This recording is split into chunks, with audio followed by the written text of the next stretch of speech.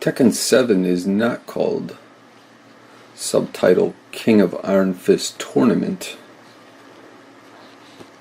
which makes this custom outfit appear to make less sense without context. Tekken 7 is subtitled Faded Retribution, whatever that means. There are tournaments online. There's also an actual tournament you could register for through the PlayStation Network.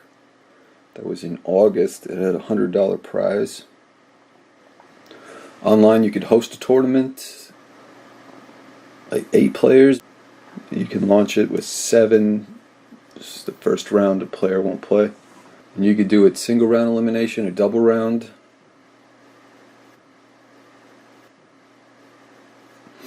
There's lobbies for player matches. You get a bunch of people in a lobby. You're just restricted to 2. You and a friend. You can invite people into it.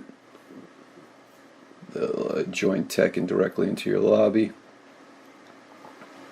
There's ranked matches, which you don't get to select a level on that. You do in lobby. There's rank, actual rank up rank. You win matches, you go up. Progress through from expert to initiate to mentor up to Tekken God, Omega Prime, all kinds of ranks. If you're not very good, you probably will never get past the blue rank.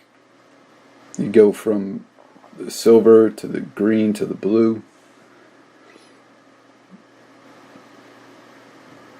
There's a robust practice mode. You could do all kinds of training. Simple button combos.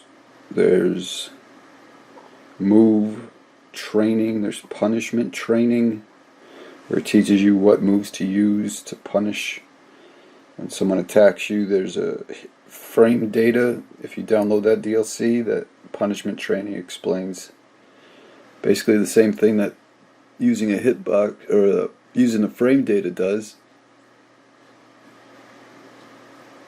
There's a basic idea is once you get hit, there's some attacks where you can counter, hit back, and connect.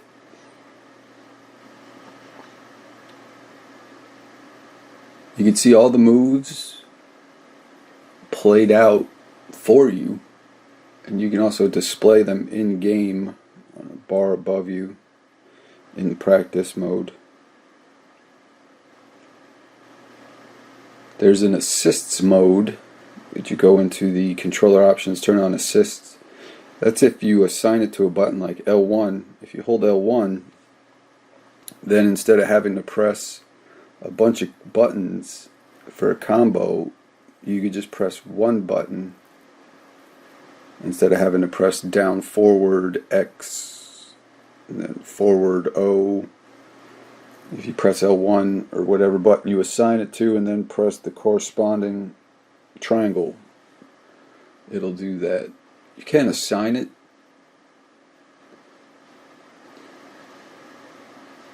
It's interesting. It's sort of a way to get used to the character. I guess you could use it if you wanted to make things easier for you to get some hits in instead of just button mashing.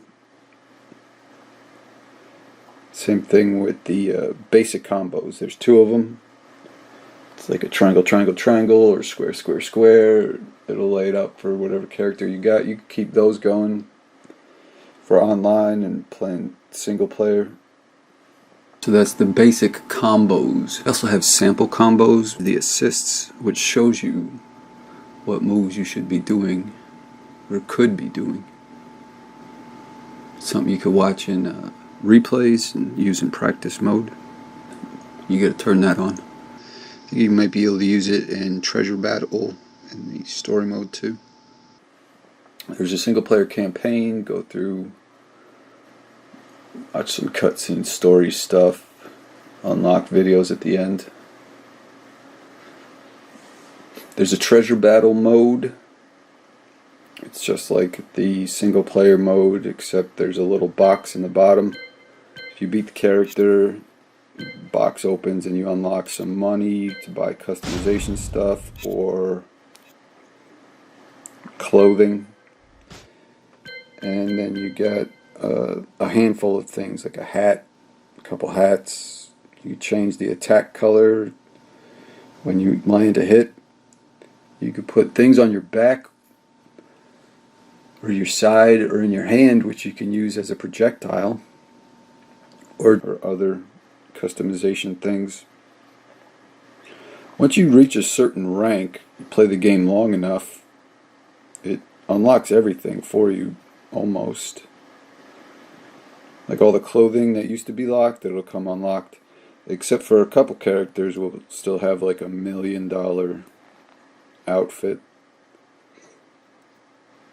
There is no way to shortcut that. You can't download coins or pay any money on PlayStation Network to get money to unlock clothing. For customization, there's basic stuff. You got hair, glasses, hats, shirts, pants, some stuff you can put on your back. Change the attack color. Instead of when you hit a player, it makes this blue attack. You could change it to red or whatever. There's no real customization DLC like in Street Fighter where you buy a new outfit or Dead or Alive. But there are one or two where you can get access to some exclusive things like metal looking outfits, gold looking outfits.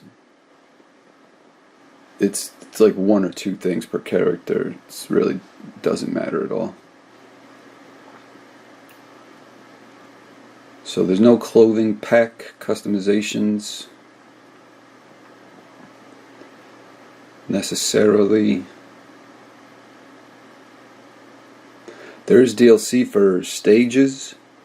They've added a bunch of characters that weren't included originally. Marduk was a character from Tekken 6 and other characters going all the way back, like Julia. So they added, I don't know, about 10 of them as DLC characters, and then they added a handful of new characters: Lydia, Leroy, Fakumram. So you can buy those with a season pass 1, 2, 3, or 4, and get like 3 of them with each. And you could get the frame data in like season pack 3. You could get the stage in season pack 2 and stuff like that. Or you could just buy them individually, and then you also buy the stages individually. There's Negan's stage, there's Kunimitsu's stage, there's Lydia's beach stage. I recommend, if you're kind of new to the game, to play on the Infinite Azure. It's the water one. There's 4 of them. There's Infinite Azure 2, Arctic Snowfall, and Devil's Pit has a infinite stage. Once you go through the wall, or you get to round 3, you'll just fall off into the infinite part. So that's a good way if you're going to go in there and practice, so you don't have to deal with walls. There are some moves that deal with walls called wall bounce. There's an orange thing in the practice menu which shows you which move that is. It bounces a character off the wall so you could combo off him some more. Like I said, there's some wall breaks and stages to different levels of the stage. KO.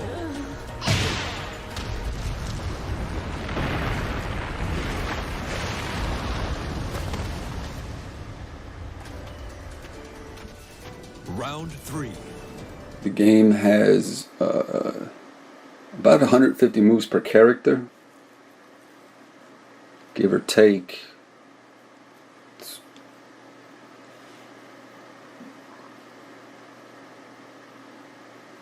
It includes 3 new ways that the game didn't have before to execute a move.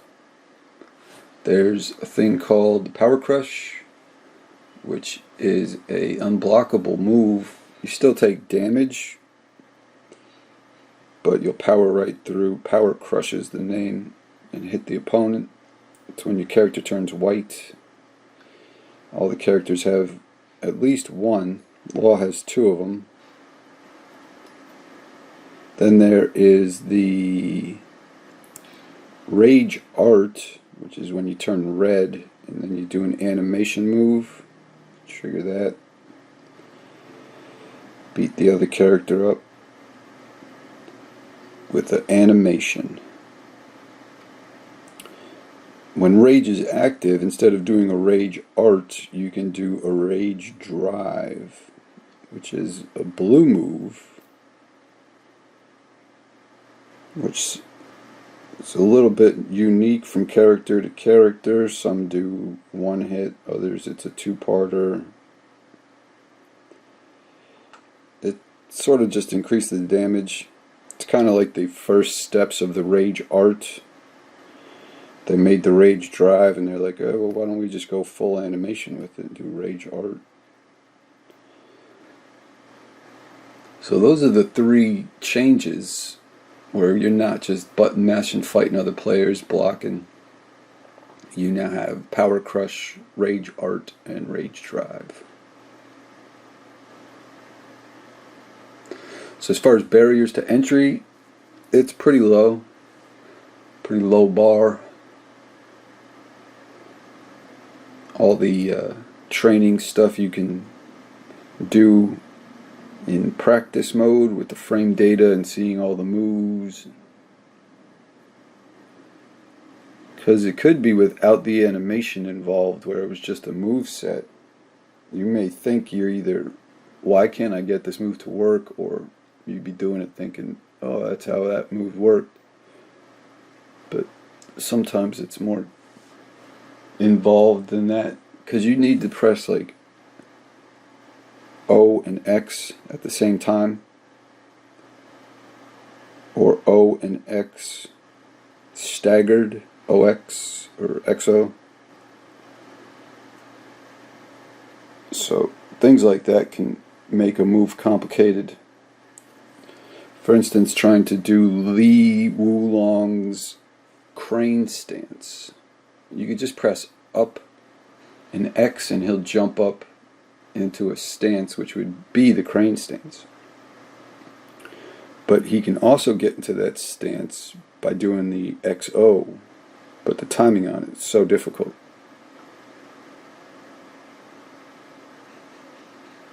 Otherwise, if you press it X and O in a different way, you do a total different spin attack. So anyways, the barrier to entry is pretty low. It's always been a fun game to pick up and play with the characters, and it gets really in depth, really deep as you go on, play more and more. Learn combos, learn the character matchups, learn the juggles. And then it becomes a pretty short fight from time to time. You get perfect really quickly. Should you buy the DLC for this game, for the characters? It's a tough question. You don't need to, as there's so many characters already. There's like 40. And then the DLC adds like 10 more. So Noctis is a character who's like on easy mode. You just press his punch, punch, punch, punch, and you're swinging the sword. Very easy. Negan is very easy. Very powerful with his baseball bat. Armor King is a strong character if you know how to play him. Eliza is as well. Anna. Julia's strong.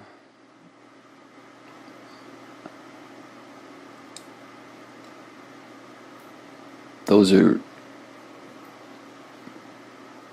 DLC characters.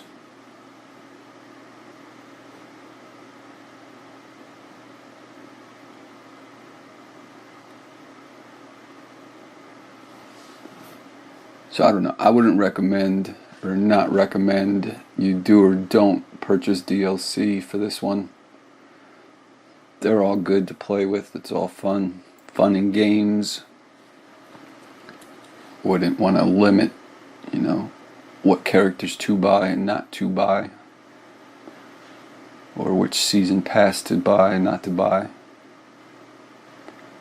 I will tell you that Ganryu is a difficult character. If you actually figure out how to play him, then he's a strong fighter. But if you don't, you're gonna get destroyed. His moves are very tailored to combos and juggles, where you got to get that one extra hit in to keep your juggle going. So that's someone you'd want to spend time in the sample combos training, learning how to be effective with him. Geese as well, he's got a strong move set for a juggle, but just as a regular old character, he's pretty basic.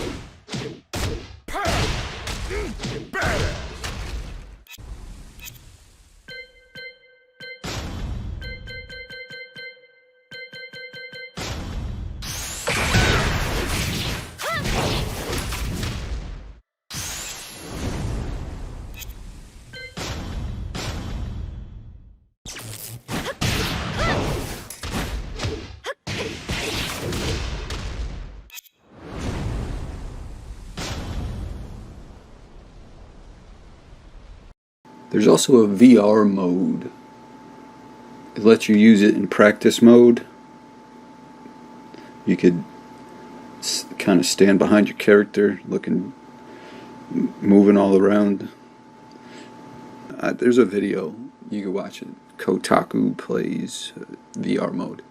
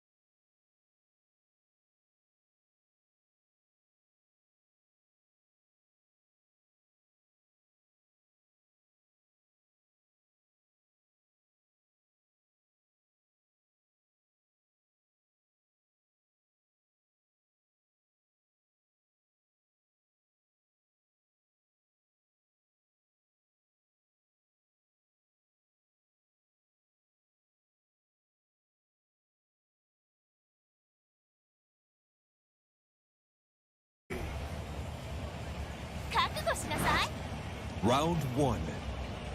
Fight.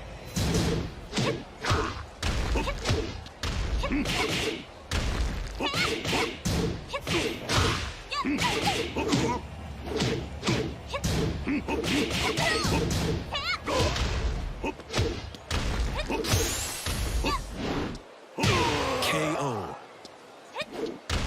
Round 2. Fight.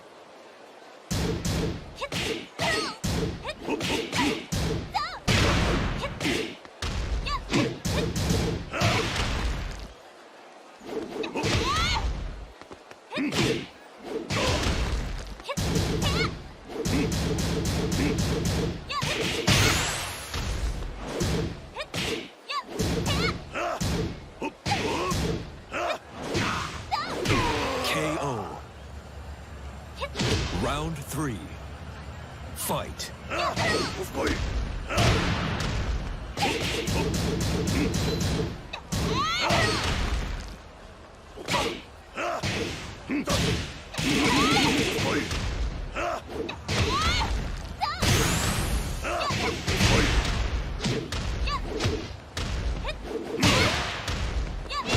KO. Round 4. Fight.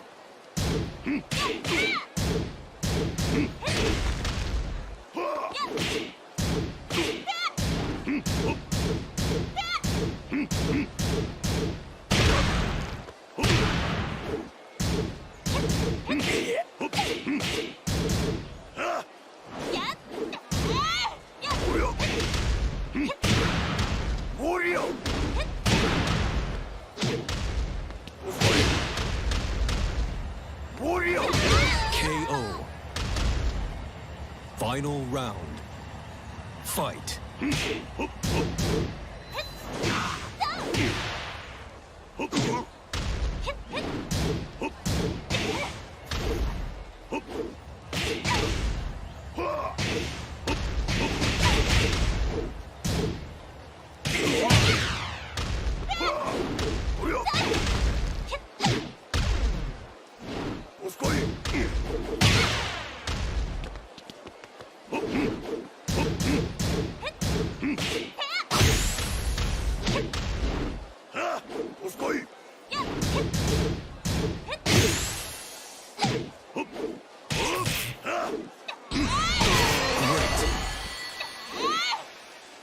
You lose.